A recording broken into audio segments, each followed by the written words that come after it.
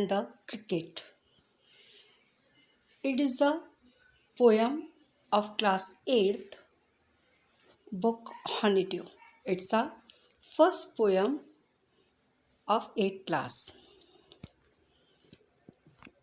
A fable is a story opened with animals character that convey a moral this poem about and the ant and the cricket contains an idea of far-reaching significance which is true of four-legged cricket as of a two-legged one.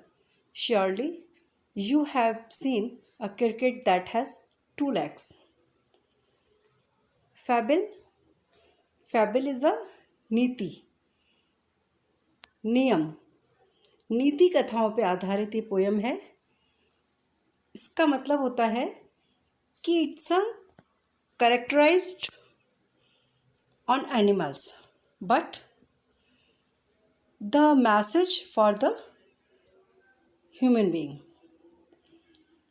नीचे की last 2 लाइनों में लिखा है a 4-leg cricket as of a 2-leg one.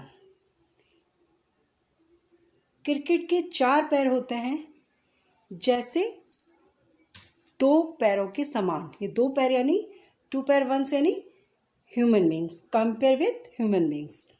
जैसे हम Tom and Jerry देखते हैं, वो एक स्टोरी क्रिएट करते हैं, एनिमल बेस्ड है लेकिन उनका मैसेज बहुत गहराई में होता है और वो मैसेज ह्यूमन बींग के ऊपर होता है और करंट मैटर पे होता है.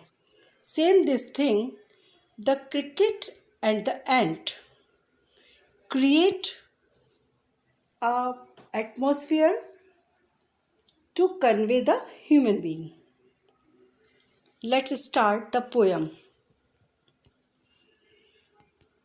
First, we recite and then explain in Hindi.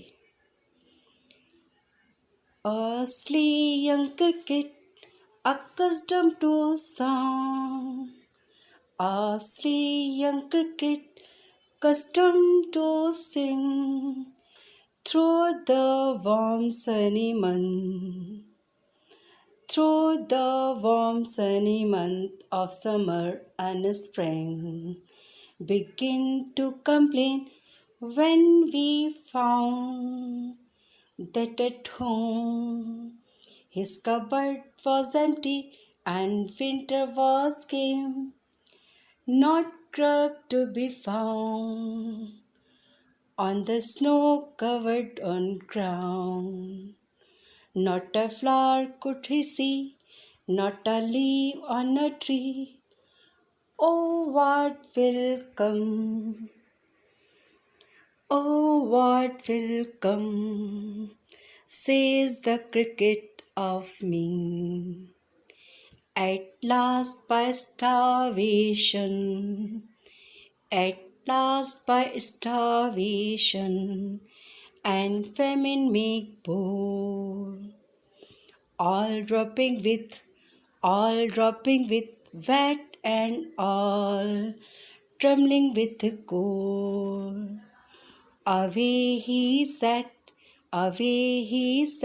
off to a misery end, to see if to keep him alive, to see if to all keep him alive he would grant him shelter from rain and a mouth of grain. He wished only to borrow. He wished only to borrow. He had repay it tomorrow. If not, he must die of starvation and sorrow. If not, he must die of starvation and sorrow.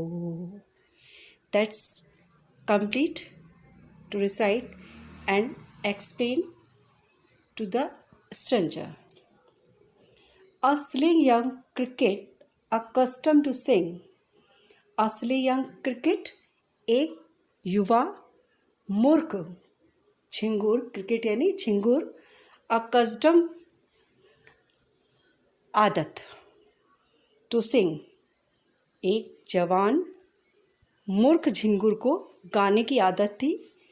पूरे सनी मतलब गर्मी के मौसम में और spring के बसंत के मौसम में और गर्मी में वो दिन भर गाया करता था।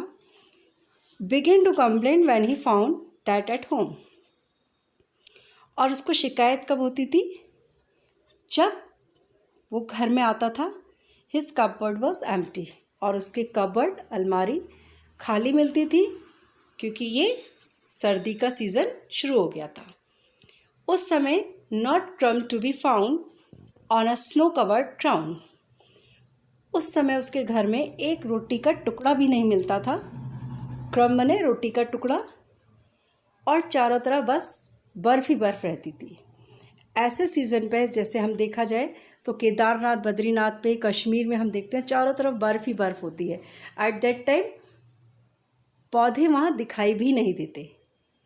तो सेम सीज़न था वहाँ पे, कोई फ्लावर या लीफ पौधे नज़र नहीं आ रहे थे। उस समय oh what will come see the cricket of me. तब वो सोचता है अरे अब मेरा क्या हाल होगा। और अंत में जब वो भूख starvation at last by starvation and famine, famine माने अकाल, इस अकाल में और भूख से वो जब पूरी तरह पस्त हो जाता है, हताश हो जाता है, तब अपना वो साहस दिखाता है। और उस टपकते हुए मौसम में मतलब बर्फ़ जब गिरती है उस मौसम में और कांपता हुआ, ट्रम्बलिंग, कांपता हुआ सर्दी से वो away he set off to a miserly ant. Set off माने रवाना होना, मिजरली माने कंजूस। तब वो एक कंजूस चींटी के पास जाता है। To see if to keep him alive he would grant. वो उसके पास जाएगा और अपने जीने के लिए उससे निवेदन करेगा, आग्रह करेगा। किस लिए? कि मुझे him shelter from rain and a mouth of grain, मतलब बारिश से शरण देने के लिए और उसको कुछ खाने के लिए देने के लिए। इतना माउथफुल यानी इतना खाना जो मुंह में समा जाए, यानी भूख से जब बिल्कुल ही वो तड़फ रहा है उस समय थोड़ा सा अगर कुछ खाने को मिल जाए तो व्यक्ति को सहारा हो जाता है। He wished only to borrow, he had repay it tomorrow. उसने ऐसा इच्छा की थी कि वो सिर्फ उधार मांगेगा और जब उसका बैलेंस हो जाएगा यानी वो समर्थ हो जाएगा भविष्य में तो कल उसको वापस लौटा देगा। If not, he must die. अगर ऐसा नहीं हुआ तो भूख और दुख से वो मर जाएगा। That's it. नेक्स्ट पार्ट हम अगले पार्ट में करेंगे। हाफ पोएम आज कंप्लीट करिए और नेक्स्ट पार्ट 2 के अंदर इसकी हाफ पोएम हम कंप्लीट करेंगे। होमवर्क, वर्ड मीनिंग है अकस्टम आदि होना, क्रम्ब बने रोटी का टुकड़ा, स्टार्वेशन भूख, फेमाइन मने अकाल माउथफुल मुंह में भर जाए जितना, सेट ऑफ रवाना होना, ड्रिपिंग टपकते हुए। क्वेश्चन आंसर, हाफ पोएम के अंदर जितने भी क्वेश्चन आंसर बने हैं उसको हम आज करेंगे होमवर्क के अंदर। क्वेश्चन है द क्रिकेट से oh what will become of me, when does he से इट एंड व्हाई। क्रिकेट कहता है, झिंगुर जो है वो कहता है कि अरे मेरा क्या हाल होगा। ऐसा वो कब कहता है, क्यों कहता है। The cricket says so when the winter comes and he find no food to eat, he says so because he is starving and there is nothing to eat. जब सर्दी आ जाती है, झिंगुर को खाने के लिए कुछ भी नहीं होता भोजन के लिए,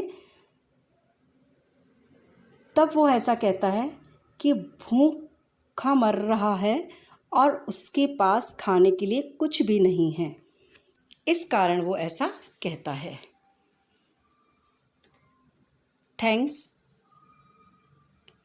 to you and complete your homework. And next part 2, we complete the second half poems. Thanks.